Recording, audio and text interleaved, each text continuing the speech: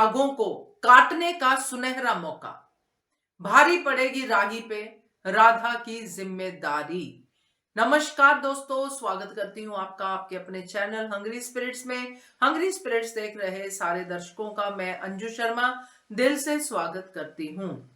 तो आज का एपिसोड और आज के एपिसोड के सीन्स सच में डिस्कशन करने वाले ही हैं। खास करके अनुपमा का सीन, जिसमें अनुपमा राही को मना करती है कि तू मत ले ये जिम्मेदारी, ये बेटा इमोशनल फैसला है।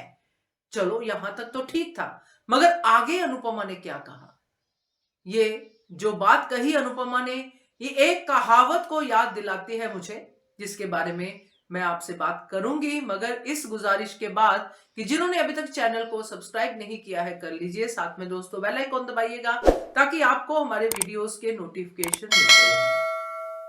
मेरे मम्मी मुझे एक कहावत बचपन में सुनाते थे कि कभी कभी ऐसा भी होता है कि कोई इंसान इधर तो चोर को कहता है कि तू चोरी कर, उधर घर वालों को कह देता है कि जागते रहो। यानी कि दोनों को ही भिड़ने का मौका दे देता है कि चोर चोरी करने आएगा, घर वाले जागते होंगे और घर वाले चोर की पिटाई करेंगे।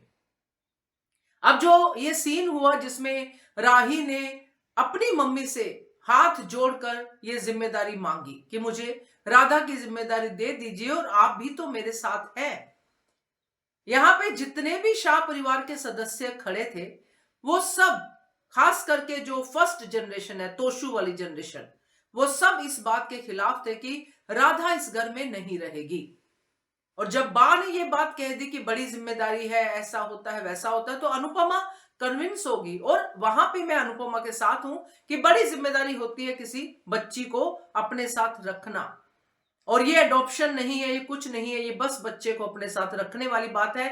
तो यहाँ पे राही जो कह रही थी, वो राही का एक अपना वर्जन था, क्योंकि उसको याद आती है वहां के बच्चों की, तो वो एक तरह से कमी पूरी होती है। तो राही अपनी जगह पे अपना पॉइंट रख रही थी, मगर राही का इमोशनल फैसला था, दैट इज ओके। यहाँ पे बेटी को समझाना इज ओके। मगर जब बेटी को अनुपमा ये बात कहती है कि अगर जरा सी भी गलती हुई तो मैं तुझे माफ नहीं करूंगी।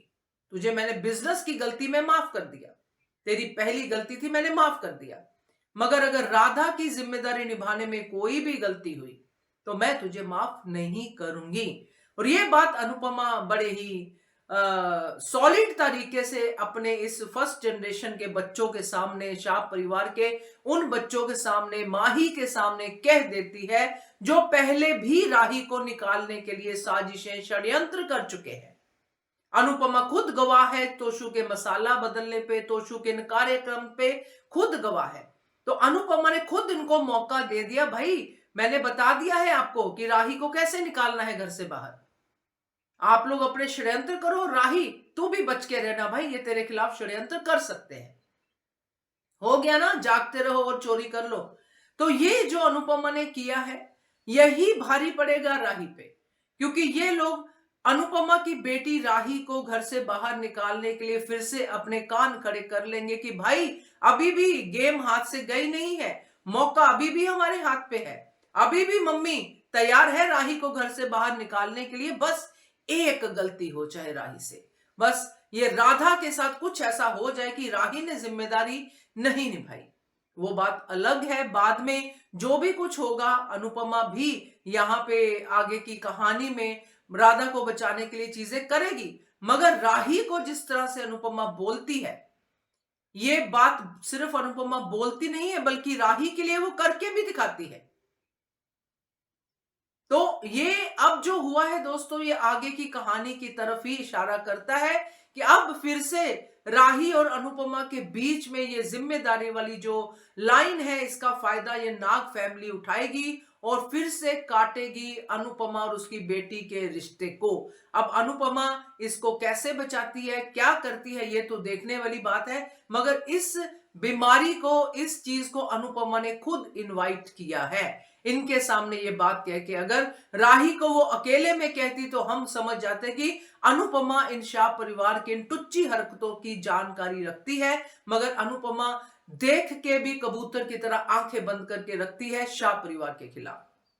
तो ये इस वीडियो में मुझे कहना था, क्योंकि ये सच में बहुत ही अजीब लगा। आगे का ड्रामा दिखाने के लिए है तो ठीक है, मगर आगे का ड्रामा दिखाने के लिए अनुपमा और राही की बात को ये लोग सुन भी तो सकते थे।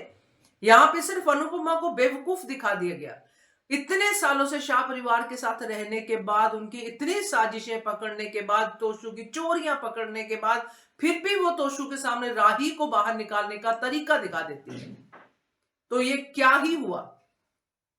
अब राही पे जो जिम्मेदारी बड़ी आसानी से निकल जानी थी, वो जिम्मेदारी भारी पड़ेगी, क्योंकि ये लोग बार बार ऐसी कुछ चीजें करेंगे जिससे राधा फंसेगी और राही फंसेगी। तो अब प्रेम भी है, देखते हैं क्या क्या होता है, मगर फिलहाल के लिए ये बड़ा ही अजीब था। क्या कहना है आपका इसके बारे में कमेंट कीजिएगा। देखते रहिए channel Hungry Spirits. Thank you so much. Subscribe to our channel by clicking the subscribe button. Click the bell button and enjoy the latest uploads from our channel.